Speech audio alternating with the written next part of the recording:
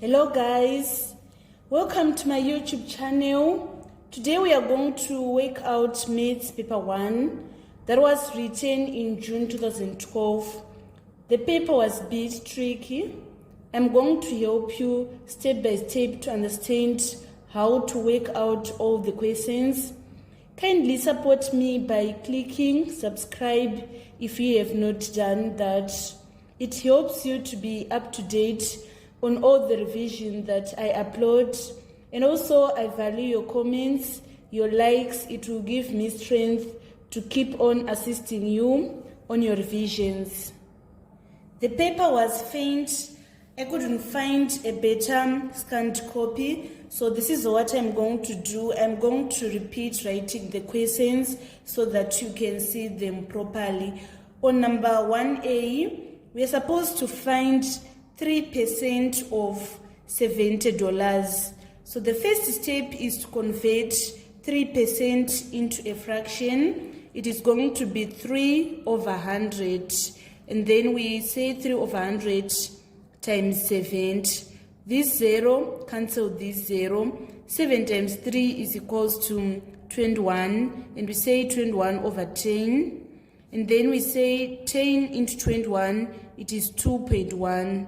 So it means that 3% of $70 is equals to $2.10. So this is how you obtain your first mark on number 1. And then on part B, we're having 4,01 minus 3,4 times 1,08.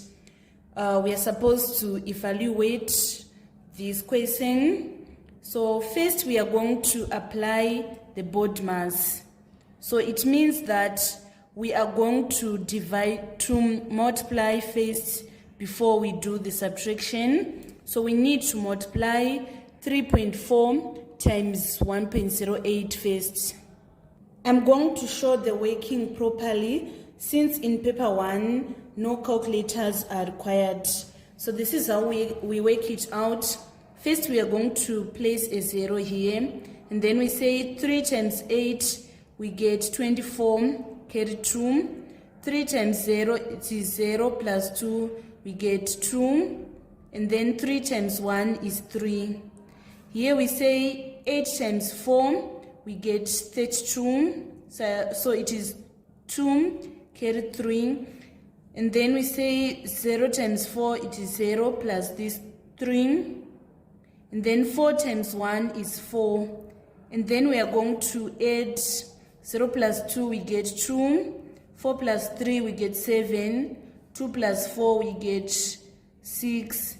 And then 3 plus 0, we get 3. And then after this, we need to count the number of decimal places that we have. We have 1, 2, 3. So on our answer, we are going to say 1, 2, 3. Our answer is going to be 3.672.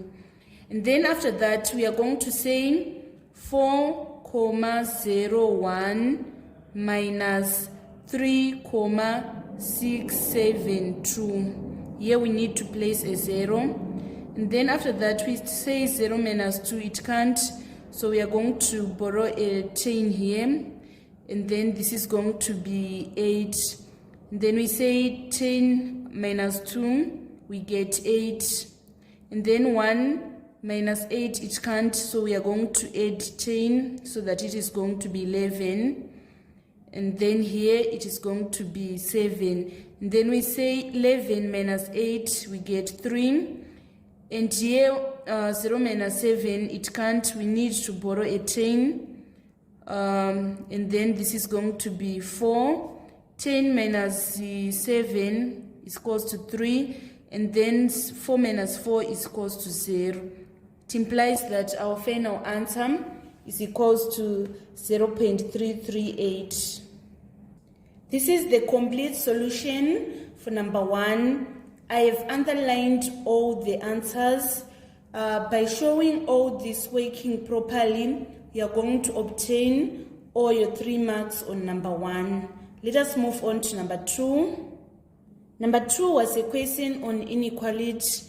We are supposed to solve the inequality 3x plus 17 is less than 5 minus 3x. So we are going to shift this minus 3x to the left side of the inequality. It is going to be positive 3x, and then we shift the 17 to the right side of the inequality. It is going to be minus 17 plus 5. 3x plus 3x is equals to 6x. This is less than minus 17 plus 5, we get minus 12. And then we divide both sides by 6, so that our x is going to be less than negative 2. That is going to be our answer on part A. And then on part B, we are supposed to write down the maximum possible integer value of x such that 3x plus 17 is less than 5 minus 3x. So we are told that x is less than negative 2. So the maximum possible value that is less than negative 2 is negative 3. So our answer is going to be negative 3 on number 2B. This was the complete solution for number 2. Let us move on to number 3. Number 3, a cube has an edge of length 1.99 centimeters correct to 3 significant figures. We are supposed to estimate correct to one significant figure the volume of the cube. So if we round correct to one significant figure, this is our first significant figure. If we round it, it is going to be 2. So it means that our cube has side length of 2 centimeters. In order to find the volume, we are going to say volume of the cube is equals to side times side times side. So we are going to write 2 cubed, which is equals to 8 cubic centimeters. That is going to be our answer on number 3A. And then on number 3B, we are supposed to state the lower limit of the length of the edge in centimeters. So we are given that this 1.99 centimeters was the answer after correcting to 3 significant figure. So we need to find the lower limit. So our lower limit is going to be 1.985 centimeters. If you round this correct to 3 significant figures, we are going to obtain 1.99. So it means that our lower limit is 1.985 centimeters. This was the complete solution for number 3. Let us move on to number 4. Number 4, it was a question on simultaneous equations. We are having 4x minus 2y is equals to 16 and 3x plus 2y is equals to 19. So we are going to solve these simultaneous equations using the elimination method. We are going to eliminate y. So here, to eliminate y, we need a positive sign, so that if we say minus 2y plus 2y, we get 0. So here we are going to say 4x plus 3x, we get 7x. And then minus 2y plus 2y, it is 0. 16 plus 19 is equals to 35. And then we divide both sides by 7. 7 into 7, it is 1. 1 times x is equals to x. 35 divided by 7 is equals to 5. So it implies that our x is equals to 5. We are going to substitute our x value in any of the equations above. For example, here, if you say 4x minus 2y is equals to 16, we are going to put our x is 5 here. So we say 4 times 5 minus 2y is equals to 16. So 4 times 5, we get 20. And then we say 20 minus 16, we get 4. and we shift minus 2y to this side, it is going to be positive 2y. And then we divide both sides by 2 so that our y is equals to 2. Number 5, find p in base 8 such that p base 8 plus 234 base 5 is equals to 421 base 5. So first we need to make p base 8 the subject of formula. We are going to make it the subject of formula by shifting this 234 base 5 to this side.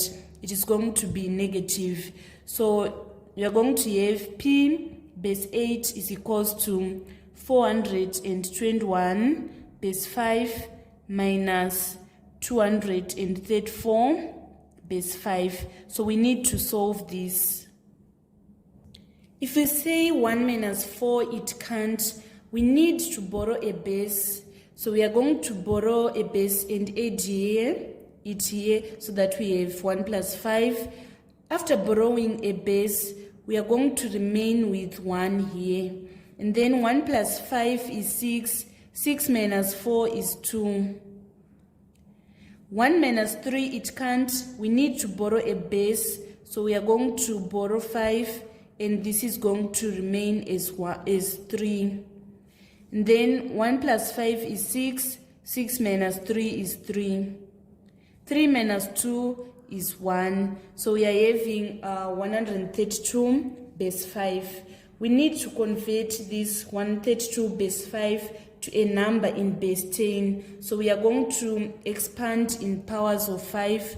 We have 5 to the power of 0, 5 to the power of 1, 5 to the power of 2, and we fit in our value, which is 132. 5 squared is 25. 25 times 1, we get 25. 5 to the power of 1 is 5 times 3, we get 15. And then 5 to the power of 0 is 1. 1 times 2, we get 2.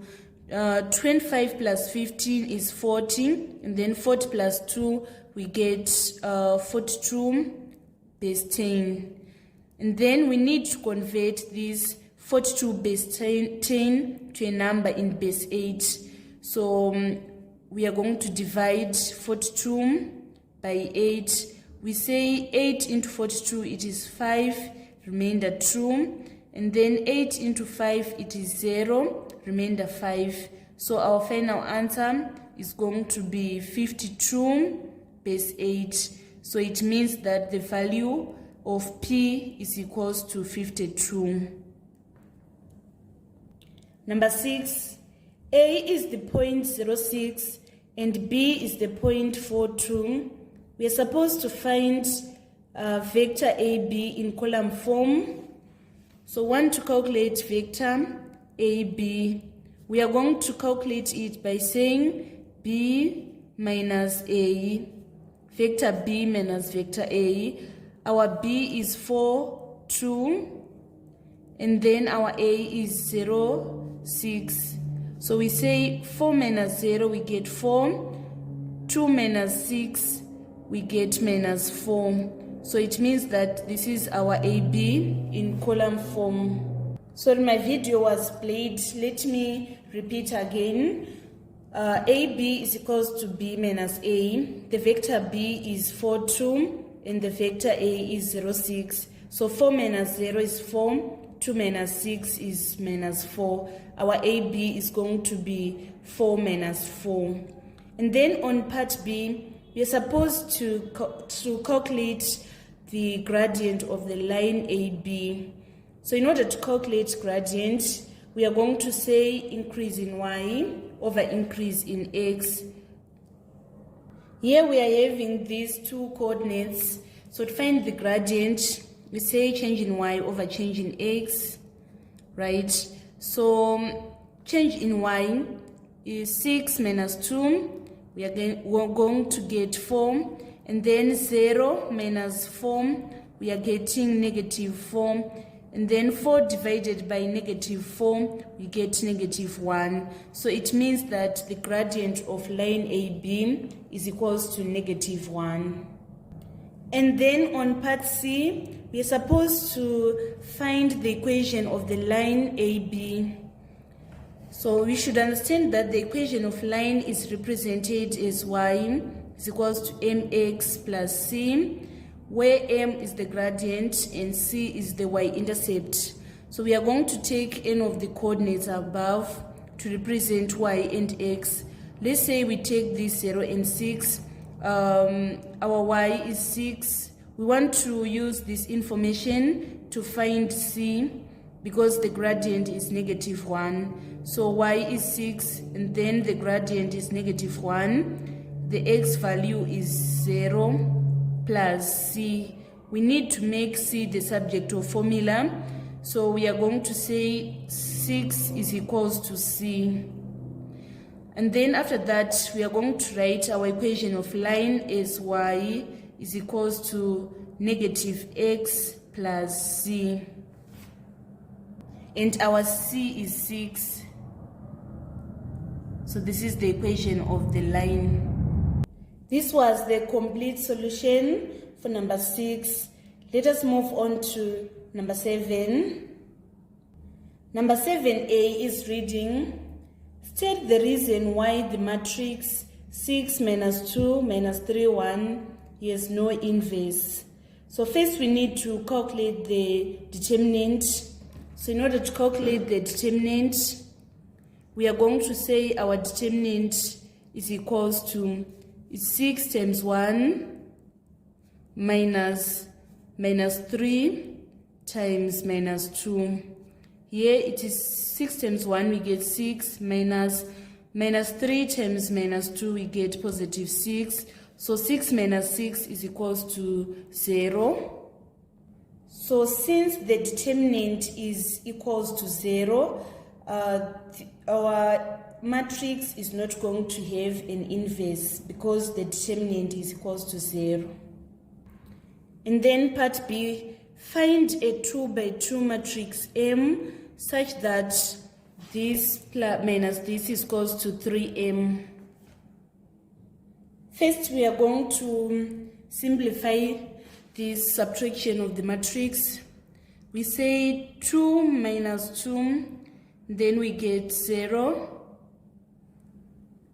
And then we say minus 3 minus -6. We are going to obtain 3. And then minus 1 minus 5, we get -6. And then we say 6 minus 0, we get +6. This is equals to 3m. We need to make m the subject of formula. So we are going to multiply both sides by 1/3. Here we are going to multiply by scalar 1/3. So if you say 1/3 times 0, we get 0. If you say 1/3 times 3, we get 1. 1/3 times -6, we get -2. 1/3 times 6, we get +2. So it means this is going to be our matrix M. This was the complete solution for number 7. Let us move on to number 8. Number 8, draw a triangle A prime, B prime, C prime, the image of triangle ABC under a reflection in the line PQ. So this is our mirror line. So from A to the mirror line, we are having a 1 box. So that is going to be the distance of our image from the mirror line. It means that our A prime is going to be placed here.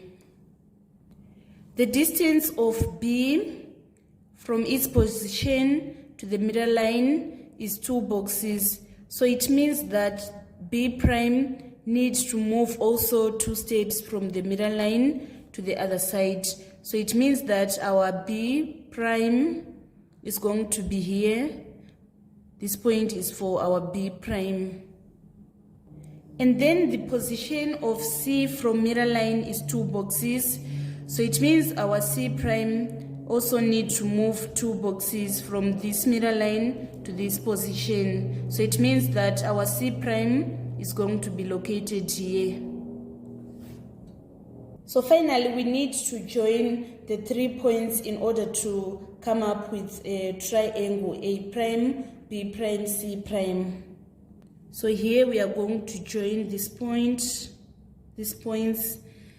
and then here we are going to join these points,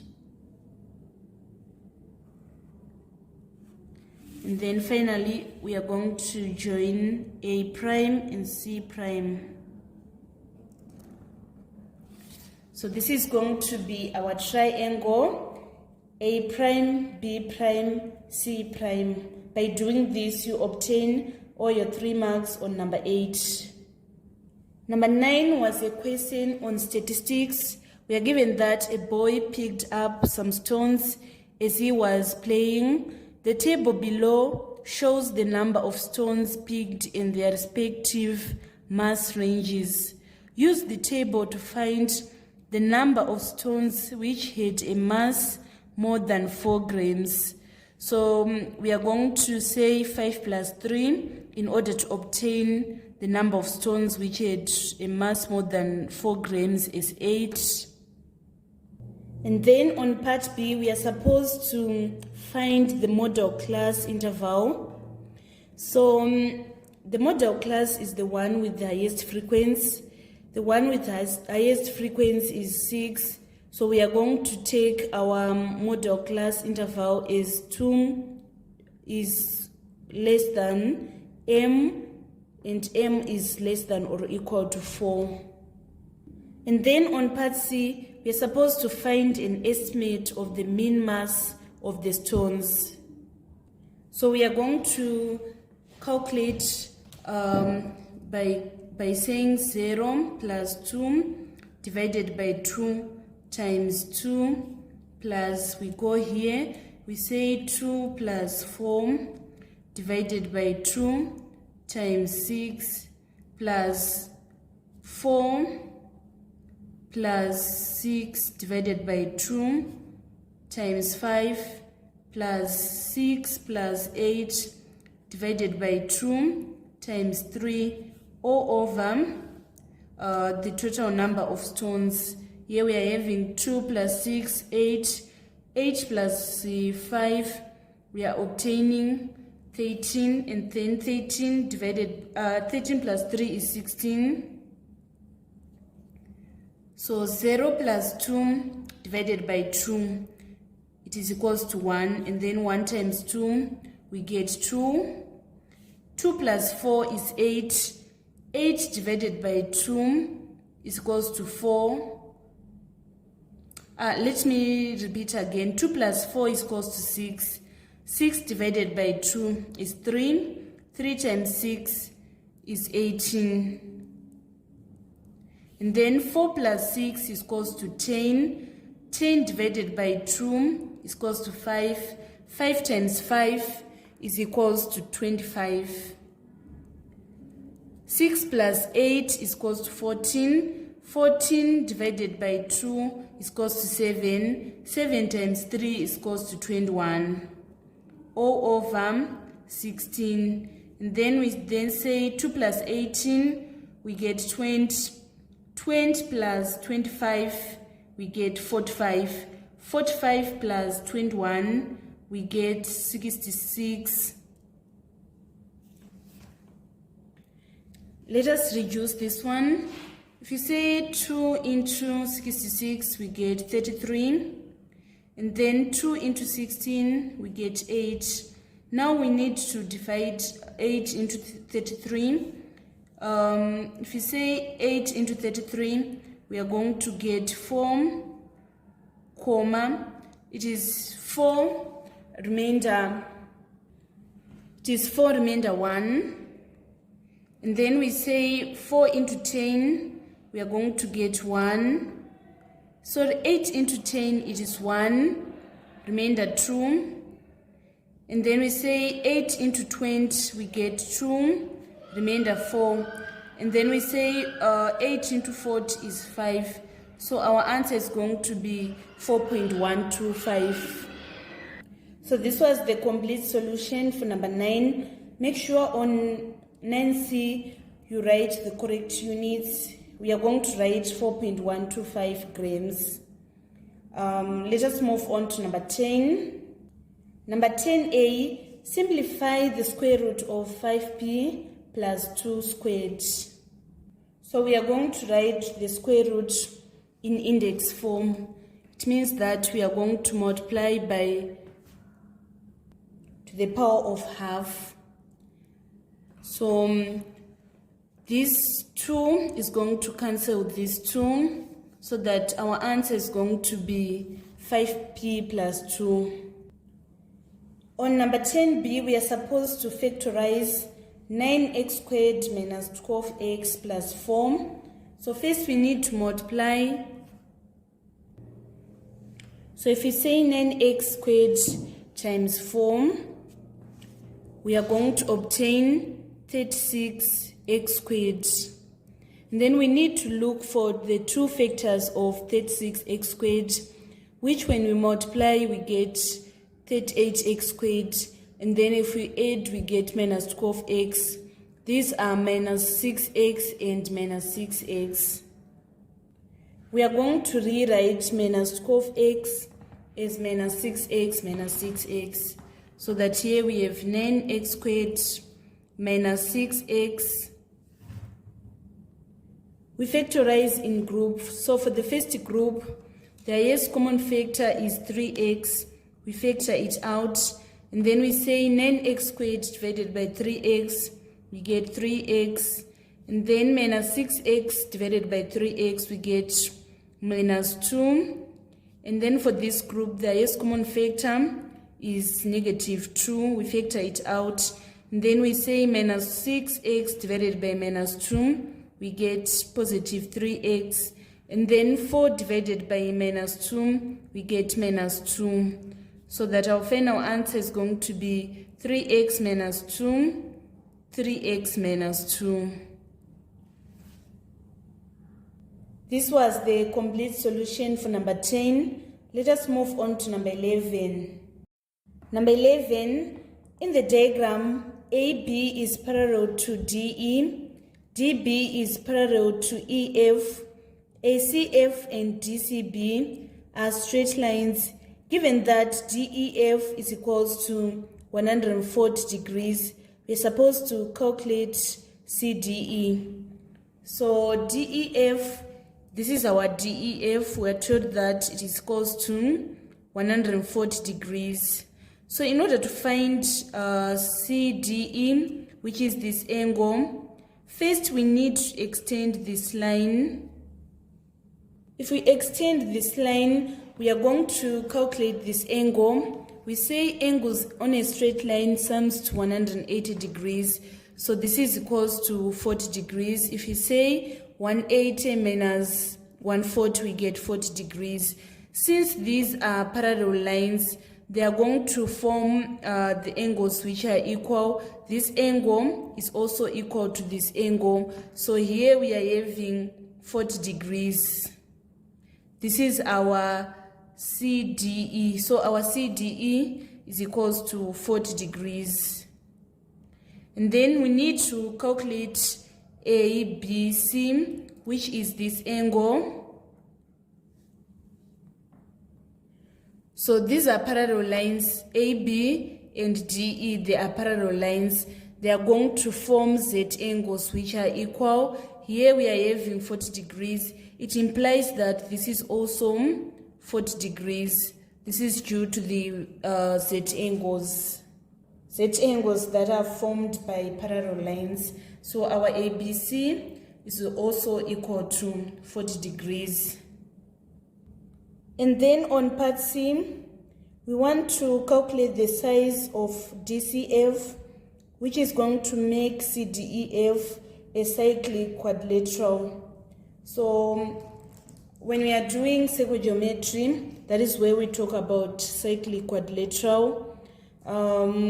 We said the opposite angles of cyclic quad, they sum to 180. So in order to find DCF, which is this angle, we are going to say 180 minus 140 in order to obtain 40 degrees, because opposite angles of cyclic quad are supplementary. The sums to 180 degrees. This was the complete solution for number 11. Let us move on to number 12. Number 12, a boy completes a 400-meter race in 1 minute. Express 400 meters as a percentage of a kilometer. So we are going to say 400 meters over 1,000 meters times 100%. This 0 cancel this 0 cancel this 0, and then this 0 cancel this 0. Our final answer is going to be 40%. Let us move on to part B. We want to express his speed in kilometers per hour. So we are saying in 400 meters, the boy completes a 400-meter race. So here we are going to say in 1 minute, the boy completes 400 meters. What about in 1 hour? In 1 hour, we have 60 minutes. So it means that the distance that is going to be covered is more. So in order to find the distance that is going to be covered, we are going to say 60 over 1 times 400 meters. So 400 times 60, we are going to obtain 24,000 meters. And then we need to convert these 24,000 meters into kilometers. We divide by 1,000 so that we are going to remain with 24 kilometers. So it means that the distance that is covered in kilometers per hour is equals to 24 kilometers per hour. That is going to be his speed in kilometers per hour. So this was the complete solution for number 12. Let us move on to number 13. So number 13, 1 liter of paraffin costs $1. Calculate the cost of 750 milliliters of paraffin. So we need to convert 1 liter into milliliters. It is going to be 1,000 milliliters.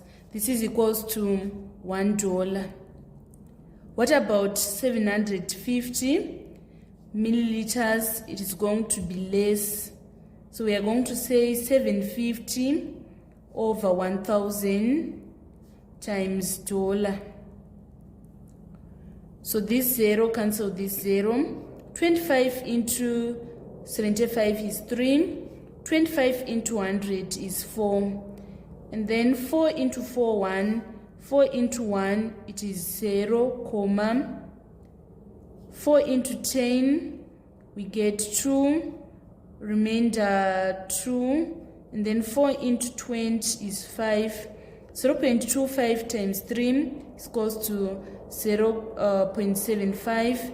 So it means that the cost of 750 milliliters is equals to 75 cents. And then on part B, we are supposed to calculate the number of 750 milliliter bottles of paraffin which can be obtained from a full 30-liter container.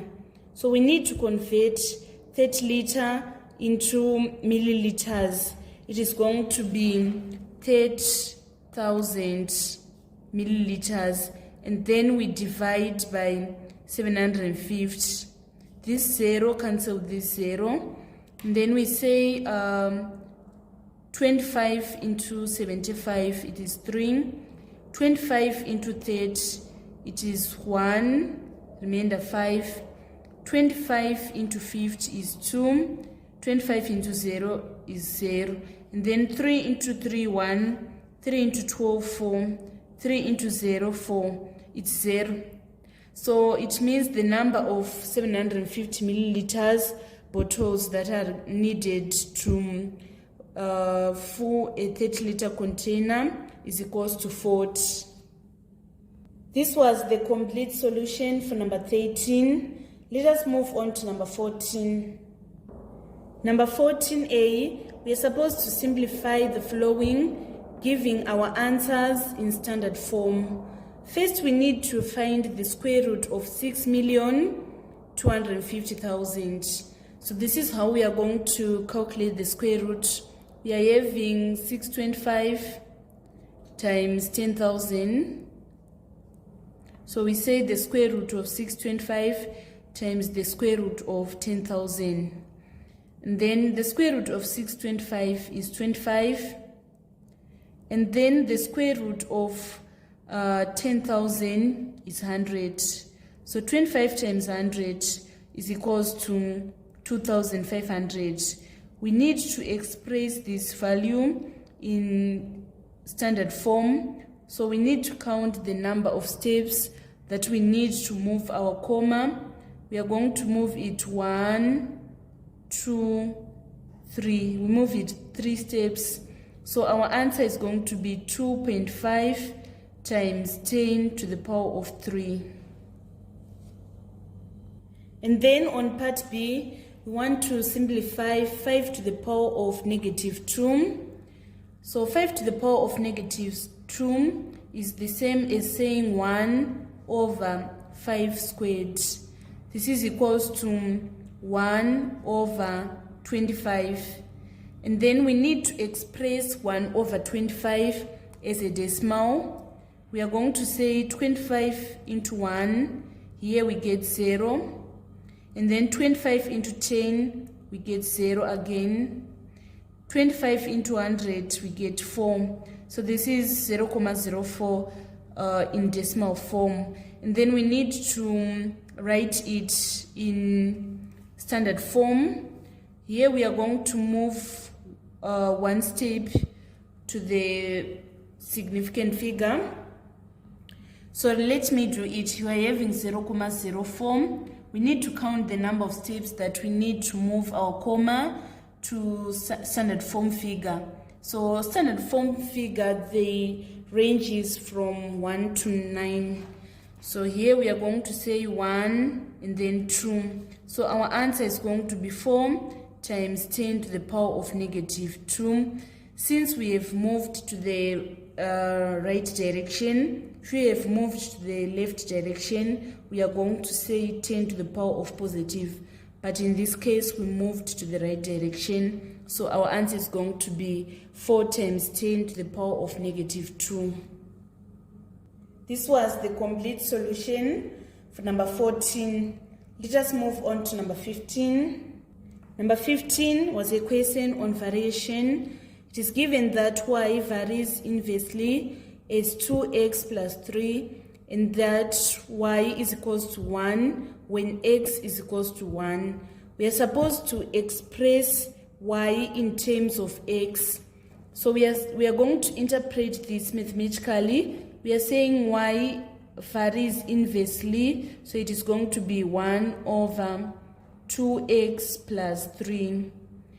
We want to remove this varies sign. We are going to introduce an equal and a constant. And then the next step, we need to make k the subject of formula. We are going to multiply both sides by 2x plus 3 to make k the subject of formula. And then we are going to use the information that we are given. Our y is 1, we substitute 1 here. And then our x is 1.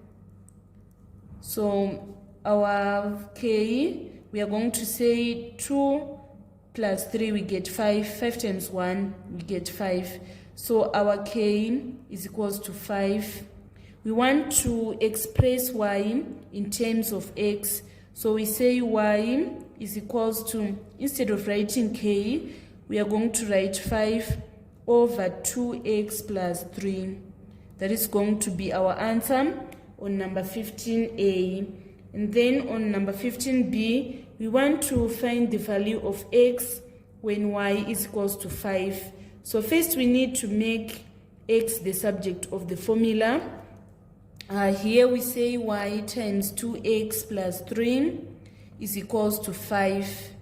And then we say 2y x plus 3y is equals to 5. And then we shift this 3y to the side. We are having 2yx is equals to 5 minus 3y. And then to make x the subject of formula, we are going to divide both sides by 2y. So x is equals to 5 minus 3, and our y is 5. So we say 2 times 5 also here. If you say 5 minus 15, we are going to get minus 10, divided by 2 times 5 is 10. Minus 10 divided by 10 is equals to minus 1. So our answer is going to be minus 1.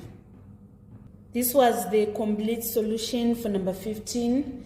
Let us move on to number 16.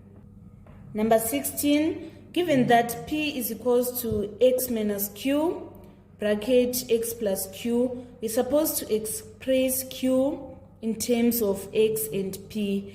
So in other words, we need to make q the subject of formula.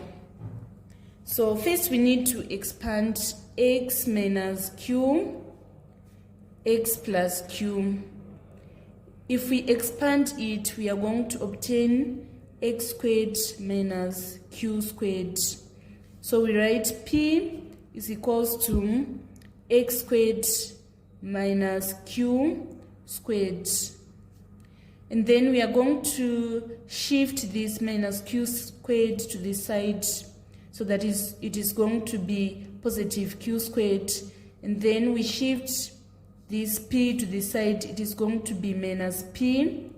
And then to make q the subject of formula, we need to multiply both sides by to the power of half. So this 2 is going to cancel this 2, so that q is going to remain as our subject of formula. And then to the power of half is the same as saying square root of x squared minus p. So this is how we are going to express q in terms of x and p. And then on part B, we are supposed to find the values of q when x is equals to 3 and p is equals to minus 7. So on part B, we are going to say q is equals to the square root of our x is 3 and we square it, and then we say minus our p is minus 7. So we are having the square root of 3 squared is 9, 9 plus 7 is 16. So our q is either positive 4 or negative 4. That is going to be our final answer on part B. This was the complete solution for number 16. Let us move on to number 17. Number 17 was a question on functional graphs. The diagram shows the graph of the function f of x is equals to 2x squared plus 3x minus 4. We are supposed to use the graph to find the minimum value of the function f of x. So we are going to find the minimum value where the graph is going to turn. So the minimum value is the turning point. So we need to find this turning point, the y-coordinate of the turning point. So we are going to say 1, 2, 3, 4, 5. So it means that the turning point is negative 5. That is going to be our answer on part A. And then on part B, we are supposed to find the gradient of the curve at x is equals to 1. So first we need to draw our x is equals to 1. Our x is equals to 1 is here. This is our x is equals to 1. And then after that, we need to draw a tangent that is going to touch our graph. So we are going to take two coordinates from our tangent. The first one that we are going to take is this one in the x-axis and one in the y-axis. right? And then we need to take this point. Here we are having 1, so we are going to say it is 0.9 in the x-axis and 0 in the y-axis. We now have these 2 points. We need to find the gradient. So we say increase in y over increase in x. So we say 1 minus 0 over 1 minus 0.9. So we are going to say 1 minus 0 and we get 1. 1 minus 0.9 we get 0.1. Then 1 divided by 0.1 we are going to get 10. So it means that the gradient was 10 at x is equals to 1. And then on part C, we are supposed to find the area between the curve, the x-axis, and the line x is equals to minus 2. So we need to draw the line x is equals to minus 2. It is here. This is our x is equals to minus 2. So the region that we want to calculate is this region. This is the area that we are required to calculate. So the shaded region is approximately triangle in shape. So we are going to calculate the area by saying half base times height. Our base, we are having 1, 2, 3, 4. It is 0.4, so we say half times 0.4. And then our height, we are having this one box, right? But the scale here is 2 centimeters to represent 2 units. So this is representing 2 units. We are going to say times 2. So 2 into 2, 1, 2 into 2, 1. 1 times 0.4, we get 0.4. So our answer is equals to 0.4 square units. And then on part D, we are supposed to find the roots of the equation 2x squared plus 3x is equals to 2. So in order to find the roots of the equation, we are going to find the x-coordinate of the points of intersection of our graph and the x-axis. So they are intersecting. This is the x-axis. It is intersecting with the graph at this point and also at this point. So we need to find the x-coordinate of those values. So here we are having minus 2.4, and then here we are having 0.9. That is going to be our roots of the equation 2x squared plus 3x minus 2. So this was the complete solution for the functional graphs in June 2012. We need to move on to the next question. Number 18. Below are 3 shapes labeled figure A, figure B, and figure C. On A, we want to state the order of rotational symmetry of the shape labeled figure A. So we can see that it is a regular nonagon. Let us count the number of sides. It has 1, 2, 3, 4, 5, 6, 7, 8, 9. So it is a regular nonagon. So for the regular nonagon, the order of rotational symmetry is equals to the number of sides. So we are going to write 9 on number 18A, part 1. And then on part 2, we are supposed to state the order of rotational symmetry of the shape labeled figure B. So this is our figure B. It is a parallelogram. The order of rotational symmetry is 2, It means that it is going to look exactly the same if rotated 180 degrees and 360 degrees. That is why it is rotational symmetry of order 2. And then on part B, we are supposed to state the number of lines of symmetry of the shape labeled figure A. So in regular polygons, the number of sides is also equal to the number of lines of symmetry. So the number of lines of symmetry of this nonagon is also going to be 9. And then we are also supposed to state the number of lines of symmetry of parallelogram. It has no line of symmetry because its opposite or facing sides are of equal measurement. So we are going to write 0 on number 18, figure B. And then finally, we need to state the number of lines of symmetry in a circle. So it is described as infinite because any line passing through the center of circle will be a line of symmetry.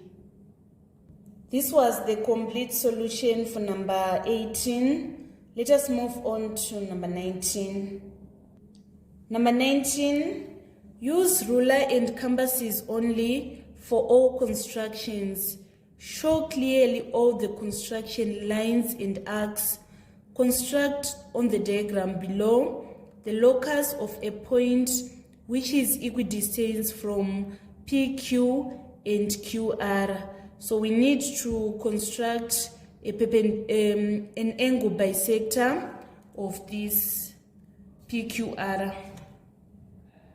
So from this point Q, I'm going to construct an arc and also another arc here. And then after that, I need to construct 2 further arcs like this. And then from this point, I also construct another arc. And then after that, I need to join this vertex in the intersection of the 2 arcs, so that I'm going to obtain something like this. So this is the locus of points which is equidistant from PQ and QR. And then on part B, we are supposed to construct the locus of a point X such that the area of PXR is equals to area of QPR. So I'm going to open my compass PR to the length of PR like this. Then after that, I need to construct a circle.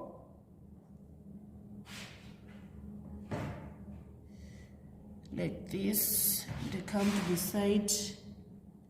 I construct and I finish off to draw my circle. And then after that, I need to construct another circle. And then my radius is going to be PQ. I'm going to adjust my radius to be this PQ.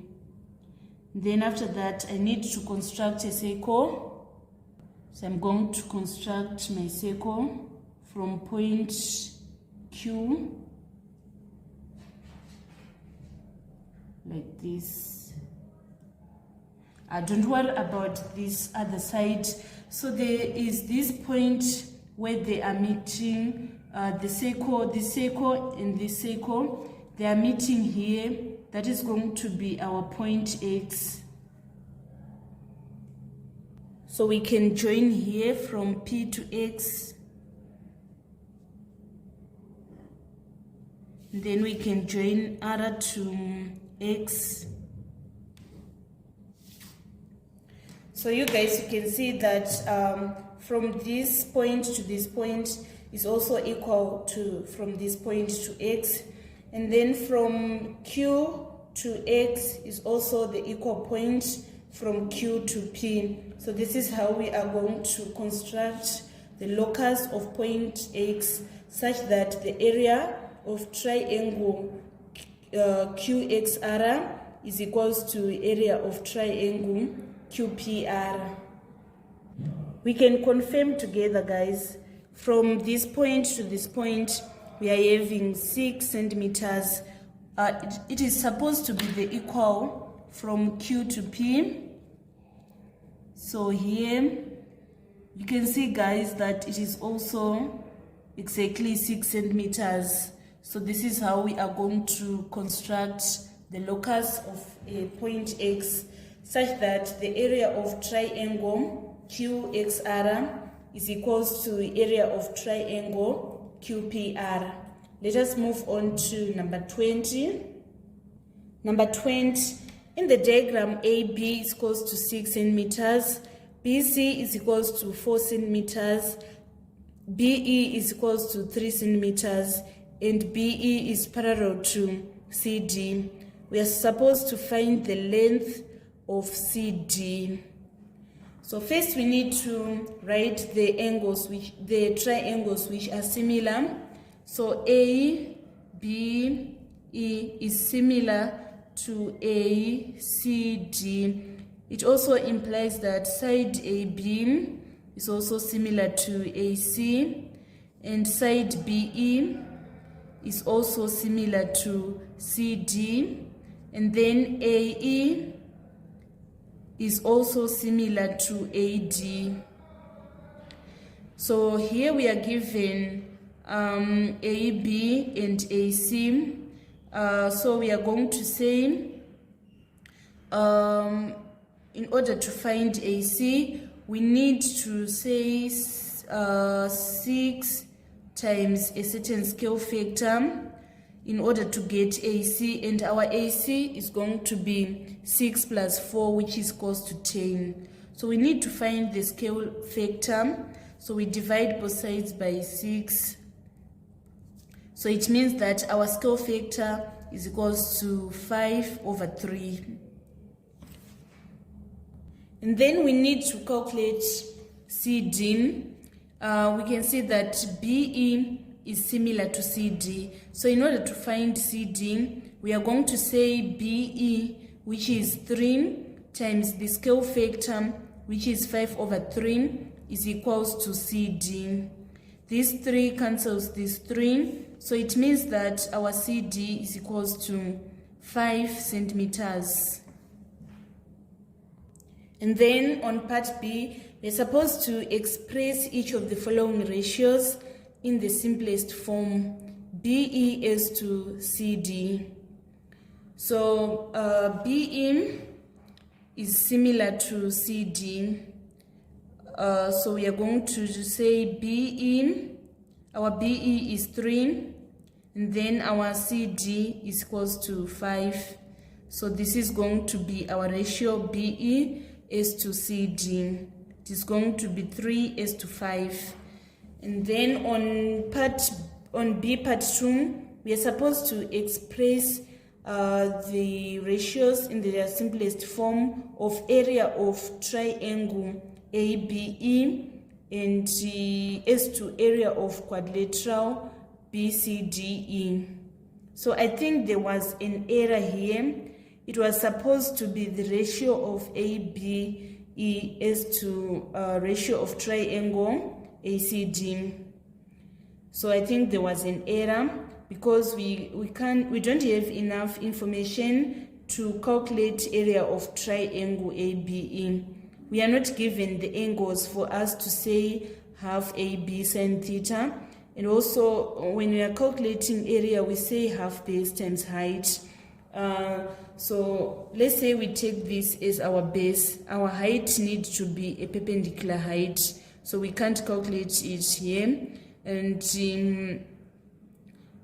if we say this is going to be our height, right, our base needs to be straight line, which is not slanting like this. So I think there was an error in asking this question. So if it was if we were supposed to express the ratio of area of triangle ABE as to triangle ACD, we're going to say this this scale of length squared. So it was going to be 3 squared is 9, and then 5 squared is 25. So that was going to be our answer, but I think there was an error when they examined this question. Let us move on to the next question. Number 21. Find the 3 inequalities which define the unshaded region in the diagram above. So first step is to find the equation of the lines. We have this line, and this line. So we are going to find the equation of this line first, which is equals to y is equals to minus 2. And then in order to write the inequality, we need to find the side that is shaded. We can see here that the side that is shaded is below. So it means that it is unwanted. The region that is greater than is the one that is wanted. So we are going to write y is greater than or equal to minus 2, since our line is bold. And then next we need to find the equation of this line. We are having this coordinate, which is 4, 0. And then we are having this coordinate, which is 0, 4. So we need to find the gradient. We are going to say gradient is increase in y over increase in x. So we say 4 minus 0 over, 4 minus 0 over 0 minus 4. It means that our gradient is equals to minus 1. And then the equation of line is written as y is equals to mx plus c, where c is the y-intercept, the point at which the line is crossing the y-axis. It is crossing at 4. So we are going to write our equation of this line as y is equals to negative x plus 4. Then we can see that the region that is greater than is shaded.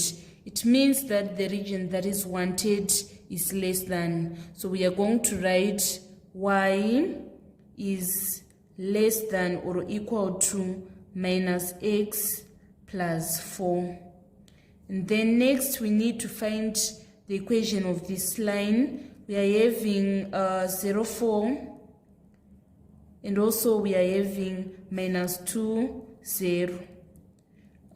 We need to find the gradient.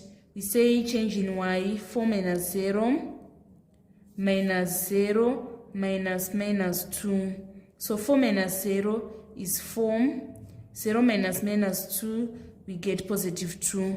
So our gradient is equals to positive 2. And then the line is crossing the y-axis at 4. That is going to be our c. So we write y is equals to 2x plus 4. And then we can see here that the region that is greater than is shaded.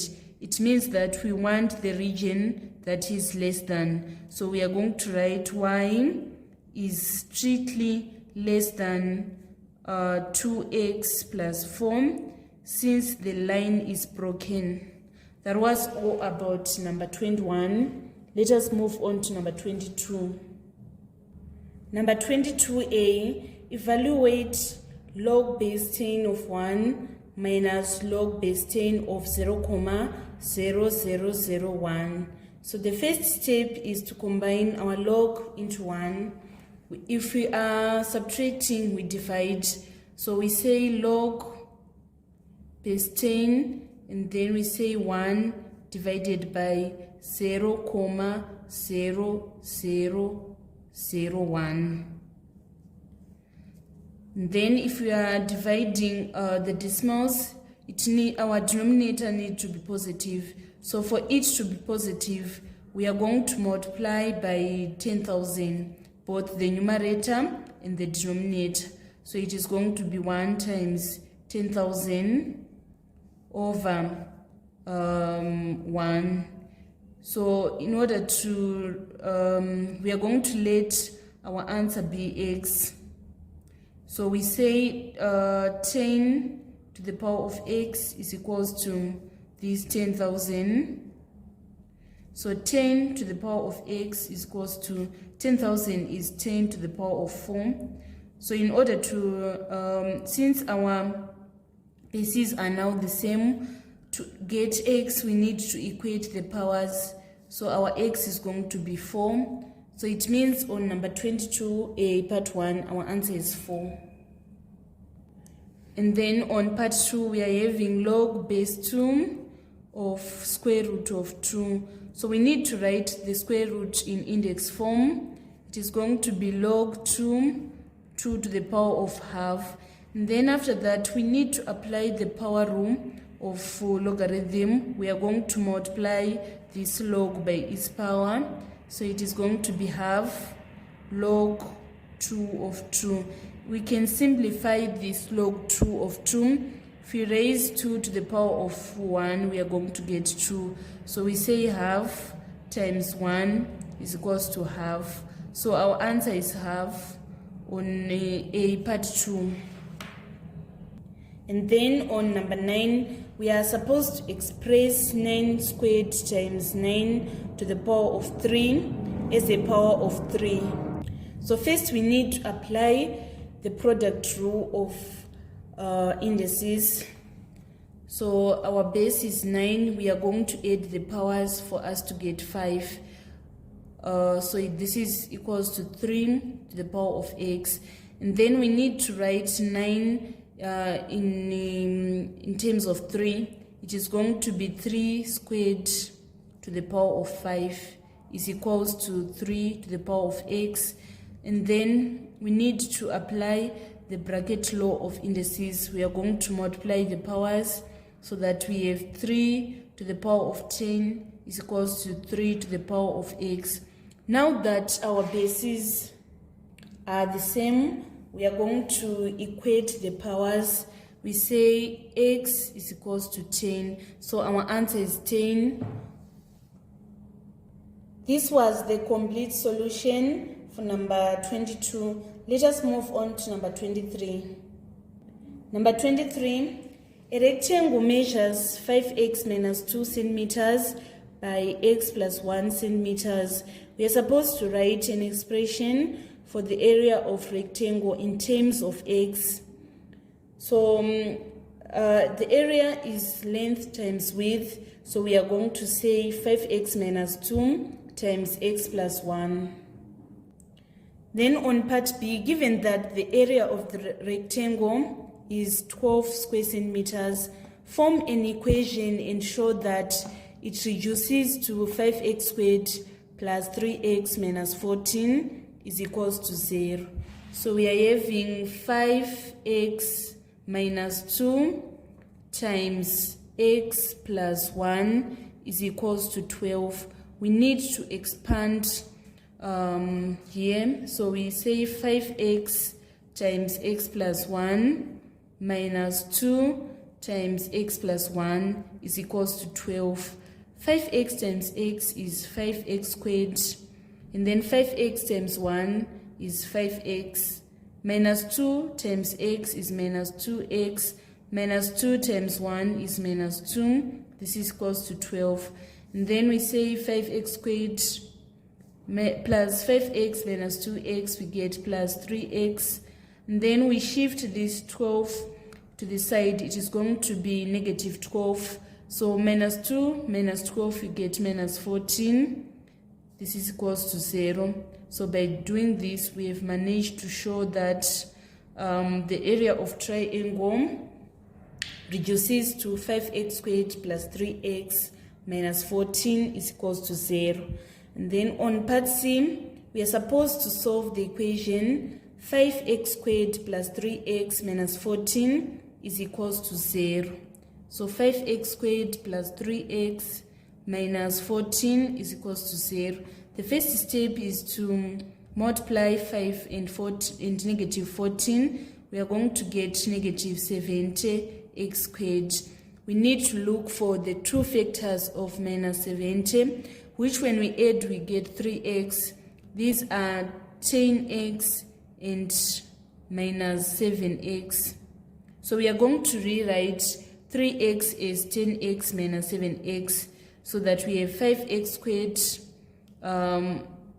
plus 10x minus 7x minus 14 is equals to 0. So for this group, the highest common factor is 5x. We factor it out. We say 5x squared divided by 5x, we get x. And then 10x divided by 5x, we get positive 2. And for this group, the highest common factor is negative 7. Minus 7x divided by minus 7, we get x. Minus 14 divided by minus 2, we get positive 2. This is equals to 0. So we are having x plus 2, 5x minus 7 is equals to 0.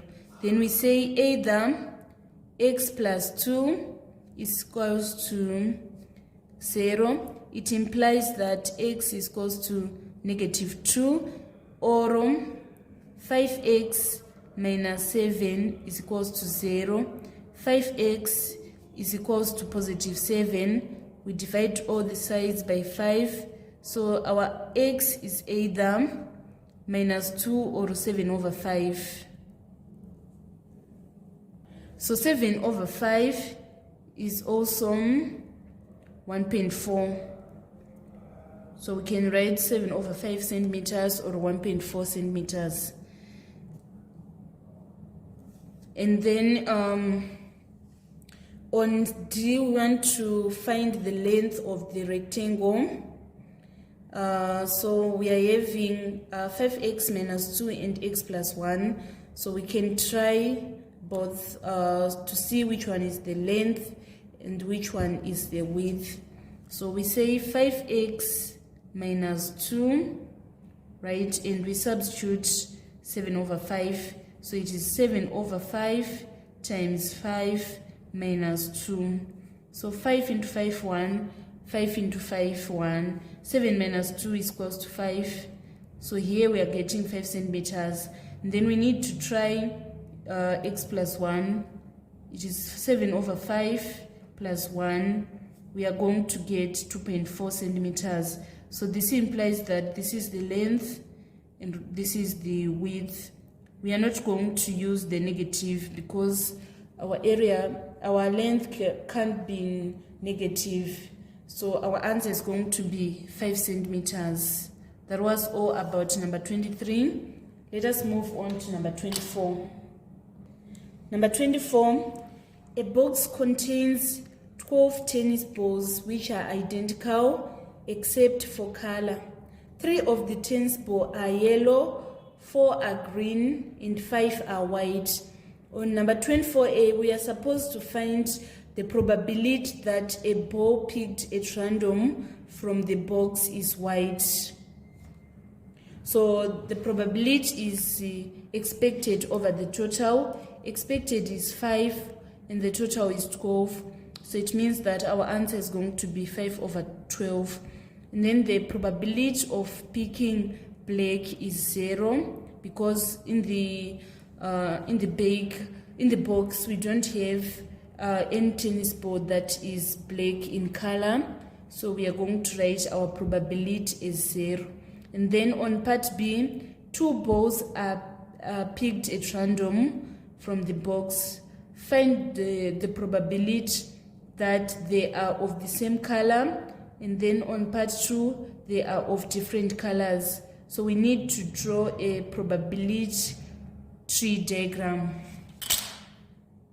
So this question was incomplete because they were supposed to specify if it was with replacement or without replacement. So here we are just going to assume that it is without replacement, because if it was with replacement they were supposed to specify in the question. So the probability of picking yellow,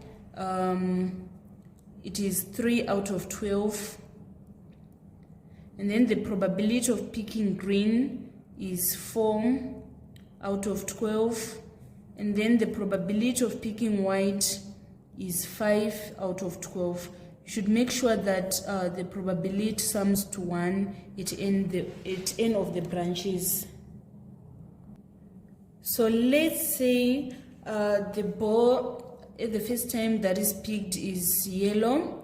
The probability of picking yellow again is going to be 2 out of 11, and then the probability of picking green is going to remain as 4, but the denominator is going to change to be 11, and then here the probability of picking white is going to be 5 out of 11. And then let's say in the second pick, in the first pick the green ball was picked, and again the green ball was picked in the second pick. It is going to be 3 out of 11, and then the probability of yellow is going to remain as 3 out of 11, and then the probability of white is going to remain as 5 out of 11. And then let's say the white ball was picked in the first pick and picked again in the second pick. The probability is going to be 4 out of 11, and then the probability of picking green is going to be 4 out of 11. The probability of picking yellow is going to be 3 out of 11. And then after that, we want to find the probability that they are of the same color. So same color, we say yellow, yellow, and then green, green, we are going to say 4 over 12. Sorry, we have yellow, yellow, green, green, and then white, white.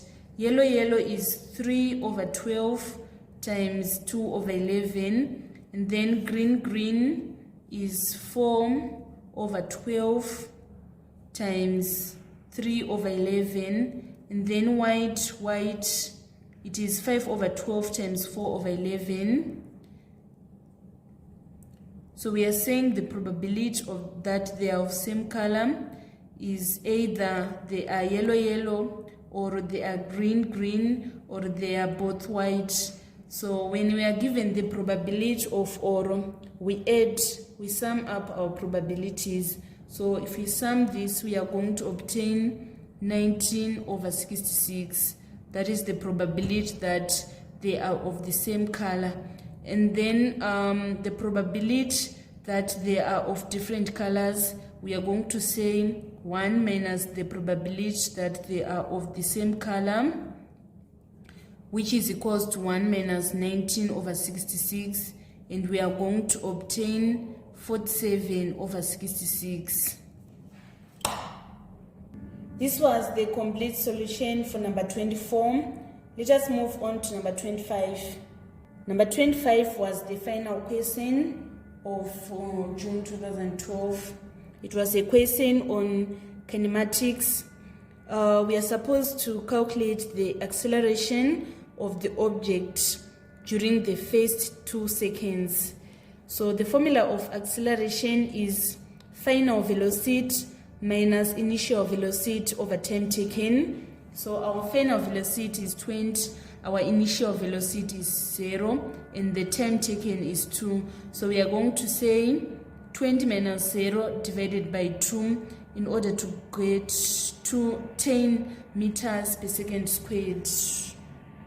So we are saying acceleration is equals to final velocity minus initial velocity over time taken.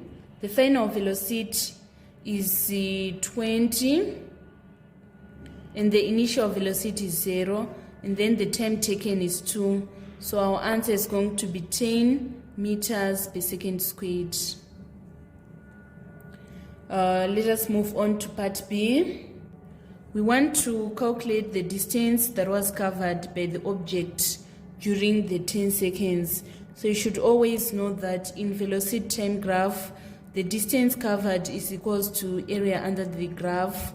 So here we are going to divide our shape into two. Either you can divide it into this trapezium and this trapezium, or you can say area of A, area of B, area of C, or you can join here so that you have this trapezium and this triangle. Both methods, they are going to give you the same answer. So here I'm going to divide this into A. This is my A. From this point to this point, I'm going to have this trapezium A and then this triangle B. So we need to find the area of triangle A. We are going to say trapezium A is half A plus B times height. And then my A is going to be 10 minus 0, which is 10. And then my B is going to be 10 minus 2, which is equals to 8. And my height is going to be this 20. 2 into 2, 1. 2 into 20 is 10. 10 plus 8, get 18. 18 times 10 is equals to 180 meters. And then area of this triangle being, we say half base times height.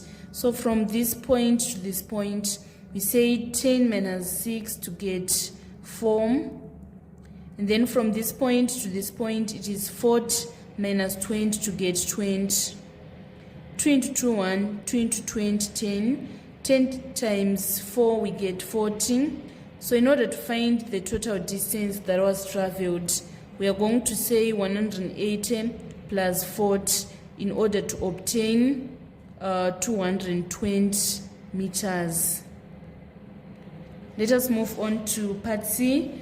In part C, we're supposed to calculate the average speed of the object during the 10 seconds. So in order to find the speed, we're saying speed is equals to distance traveled over time taken. The distance was 220 meters and the time taken was 10 seconds. So we are going to say 220 divided by 10 in order to get 22 meters per second. And then finally on D, we want to find the velocity of the object 9 seconds from the rest. So here we are going to calculate this velocity by saying from this point to this point, the acceleration is uniform. So let us calculate this acceleration. We are going to say acceleration is equals to final velocity, which is 40, minus initial velocity, which is 20, over the time taken. The time taken was 10 minus 6, which is equals to 4. So 40 minus 20, we get 20. 20 divided by 4, we get 5. So it means our acceleration was 5 meters per second squared. And then we are going to say we want to calculate velocity after 9 seconds. So we say final velocity minus initial velocity, which is 20, over the time taken. The time taken, we are going to say 9 minus 6, which is equals to 3, is equals to 5 meters per second squared. We need to make this velocity the subject of formula. So here I'm supposed to say 9 minus 6 in order to get 3. So we multiply by 3 here, by 3 here. So final velocity is equals to, we shift this 20 to the side, it's going to be positive 20 plus 15. So it means velocity after 9 seconds is equals to 35 meters per second. So this marks the end of our tutorial today on Maths Paper 1 that was written in June 2012. Thank you so much guys for following me on this channel. Please don't forget to subscribe, like and share my videos. I love you all. This is Eve signing out.